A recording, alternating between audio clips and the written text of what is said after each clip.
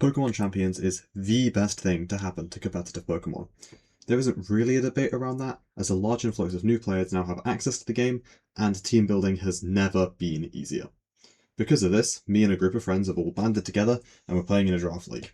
Now, this was drafted in MA, so we don't have any of the new items or Pokemon from Regulation MB, so just basically none of the new Pokemon and no Life Orb. The general rules of a Pokemon draft is that each Pokemon has a point value applied to it based on how good it is. Each player then has 100 points that they must use to draft exactly 10 Pokemon. Each player will pick in an order, where the first player to pick then picks their second Pokemon last, and the last player to pick their first Pokemon picks their second Pokemon first. Once everyone has drafted their 10 Pokemon, there is a short amount of time before matches start where players can trade between themselves, but that has now finished. Each round is played as one VGC game, where you play a best-of-3 set, where both players bring 6 of their Pokemon, and in each individual game of the set, you can bring 4 to play a doubles game. That is the main specifics of a draft. The rest is just in-game, and simply be the last person standing to win the Pokemon match. Our draft is missing some key elements of other drafts that make it simpler because we have some new players.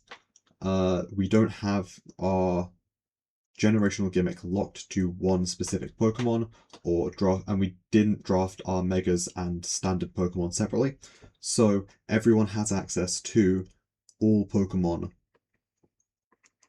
that can Mega Evolve, can hold their Mega Stones to Mega Evolve. So now, the main portion of the video explains my picks and some of the options available to me because of them.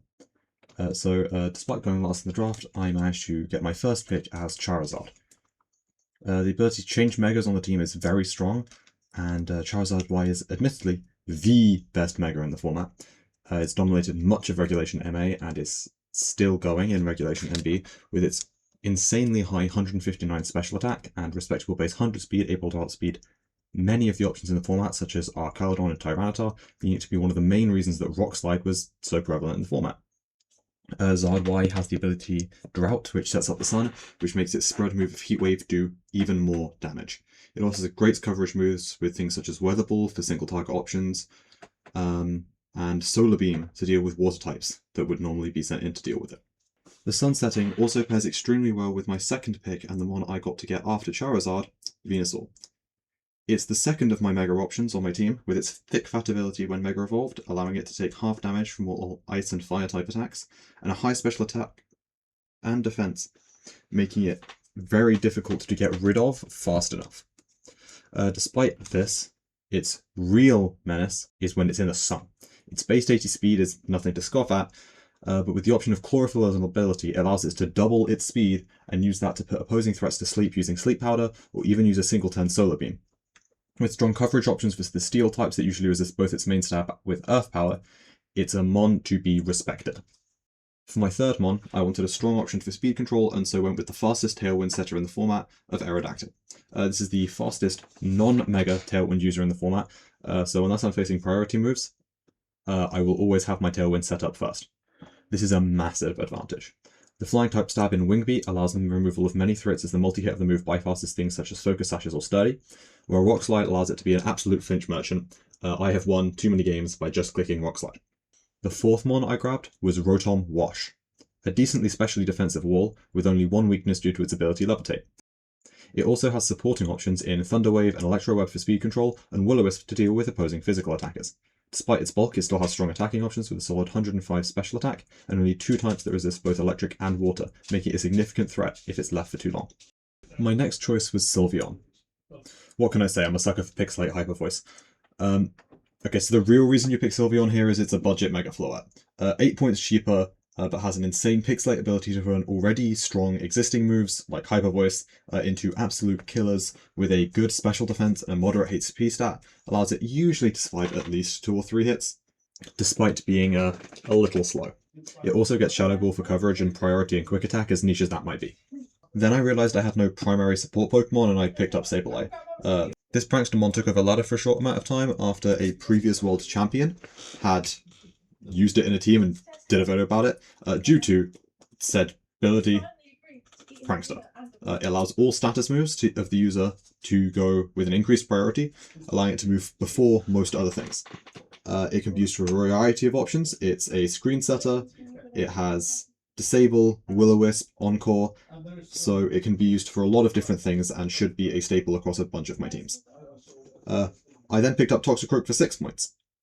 At this point, I was starting to run low on available points and I wanted a solid set of options for my last couple, so I decided to pick a couple of lower cost things for this set, because I get 2 at each time.